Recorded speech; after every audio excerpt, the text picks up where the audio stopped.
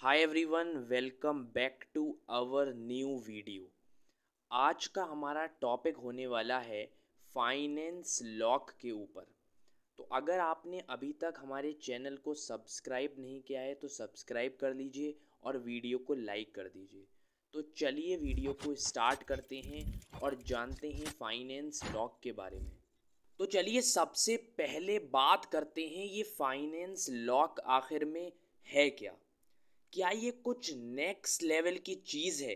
तो यार बिल्कुल, ये बड़ी ही नेक्स्ट लेवल की चीज़ है। आपने पैटर्न लॉक सुना होगा, पिन लॉक सुना होगा, लेकिन ये आखिर में फाइनेंस लॉक क्या है? चलिए एक स्टोरी से समझने की कोशिश करते हैं। मान लीजिए आपका एक दोस्त है, उसको एक फ़ोन ख़रीदना है। तो आप उसके साथ किसी भी मोबाइल शॉप पर चले जाते हैं। मान लीजिए वहाँ जाकर आपके दोस्त को जो भी फ़ोन पसंद आया है वो एक सैमसंग का फ़ोन है जिसका प्राइस अराउंड 25 से 30 हज़ार है। लेकिन आपके दोस्त के पास सिर्फ 5 हज़ार ही रुपए हैं उस दुकानदार को देने के लिए। तो दुकान वाले ने आपसे कहा कि आप अपने फ़ोन को ईएमआई पर ले लो और बाकी पेमेंट जो है वो आप इंस्टॉलमेंट में पे कर देना। तो आपका दोस्त रेडी हो जाता है फ़ोन ईएमआई पे लेने के लिए। शॉपकीपर ने कुछ डॉक्यूमेंट्स मांगे आपसे, जैसे कि आधार कार्ड, पैन कार्ड और कुछ बैंक डिटेल्स एट्सेट्रा। आपने सब दे दी और अपने डाउन पेमेंट कर दिया अप्रॉक्स 5000 का, और आप फ़ोन लेके अपने घर आ गए। अब मान लीजिए एक दो इंस्टॉलमेंट के बाद आप जो जॉब कर रहे थे या जो भी आपका काम है वो बंद हो गया है मान लीजिए। अब आपके पास पैसे नहीं है ईएमआई देने के, एक दो महीने की इंस्टॉलमेंट भी ड्यू हो गई है। अब कंपनी वाले क्या करेंगे बताइए आप?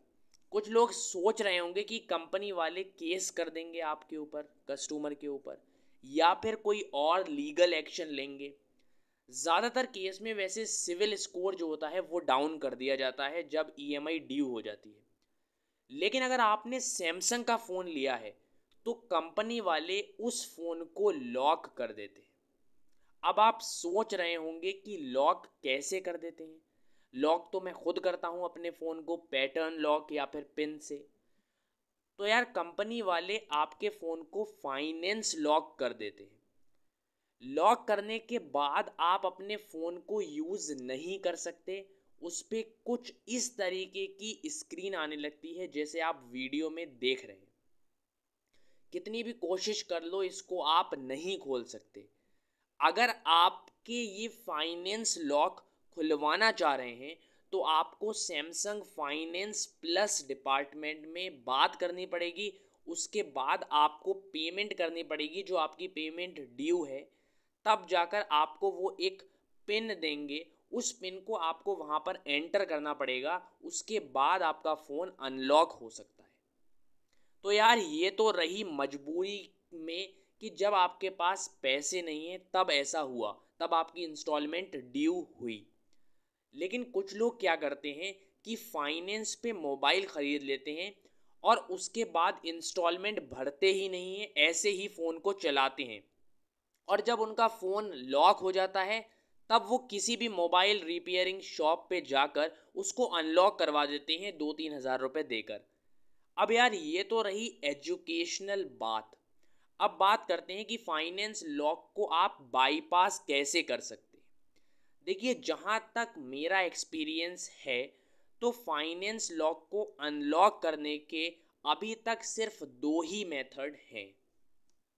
पहला मेथड होता है बाईपास करने का। बाईपास का मतलब है कि किसी दूसरे रास्ते से फ़ोन में एंट्री लेना, जहाँ पे सिक्योरिटी आपको ना रोक सके, फ़ोन की सिक्योरिटी आपको ना रोक सके फ़ोन में एंटर होने के लिए। कुछ ऐसी जगह से फ़ोन के अंदर एंटर हो जाना। आपको पता होगा जो गवर्नमेंट फ़ोन गिफ्ट करती है लोगों को, उसमें योगी जी या मोदी जी की फ़ोटोज़ आती हैं। जैसे उन योगी मोदी के फ़ोटोज़ को हटाने के लिए हम एफआरपी बाईपास का यूज़ करना पड़ता है।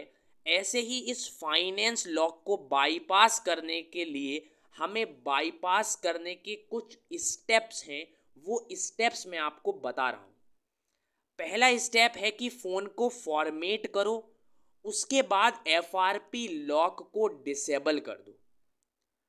अब FRP लॉक को कैसे डिसेबल करते हैं ये मैं किसी और वीडियो में बताऊंगा, वरना वीडियो बहुत ज़्यादा लेंदी हो जाएगी। उसके बाद पैकेज डिसेबलर प्रो, जो कि एक APK फाइल है, उसकी हेल्प से फ़ोन का जो सिस्टम UI होता है उसको डिसेबल करो। बहुत ही सिंपल सी चीज़ है। अगर एक बार फ़ोन का सिस्टम UI डिसेबल हो गया ना, तो उससे भाई सिर्फ 3 नुकसान है, बट एक बहुत बड़ा फ़ायदा भी है। फ़ायदा ये है कि जो फाइनेंस लॉक वाली स्क्रीन है, ये सब सिस्टम UI पे लिखा होता है, और अगर एक बार सिस्टम UI डिसेबल हो गया तो ये सब हट जाएगा, और आपका जो वॉल्यूम अप और डाउन बटन है वो भी काम करने बंद हो जाएंगे। नोटिफिकेशन बार भी काम करना बंद कर देगा, क्योंकि ये सब सिस्टम UI का पार्ट होते हैं। लेकिन आप इसका एक ऑल्टरनेटिव मेथड भी यूज़ कर सकते हो। आप वॉल्यूम बटन के लिए कोई एक APK डाउनलोड कर सकते हो। ऐसे ही आप नोटिफिकेशन बार के लिए भी एक APK डाउनलोड कर सकते हो इंटरनेट पर। उसके बाद ये सारी चीज़ें भी आपकी रन करने लगेंगी। इसका एक और ड्रॉबैक है, सिस्टम ही डिसेबल करने के आप अपने फ़ोन में वॉलपेपर नहीं लगा सकते। मतलब अगर एक बार सिस्टम UI डिसेबल हो गया तो आपके फ़ोन में फिर वॉलपेपर नहीं लगेंगे। लेकिन यार इतनी सारी इंस्टॉलमेंट अगर आपको बचानी है, अगर आपका फ़ोन जो फाइनेंस लॉक पर आपने लिया है, फाइनेंस पे लिया है, उसको अगर यार आपने इंस्टॉलमेंट बचानी है, तो ये सारे ड्रॉबैक तो आपको थोड़े बहुत सहने पड़ेंगे, क्योंकि इतना बहुत सा पैसा आप बचा रहे हो।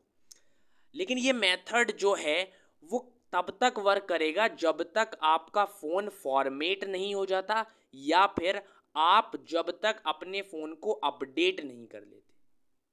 बहुत ही अच्छे से वर्क करेगा तब तक जब तक आप अपडेट नहीं कर लेते, और जब तक आप अपने फ़ोन को फॉर्मेट नहीं कर सकते।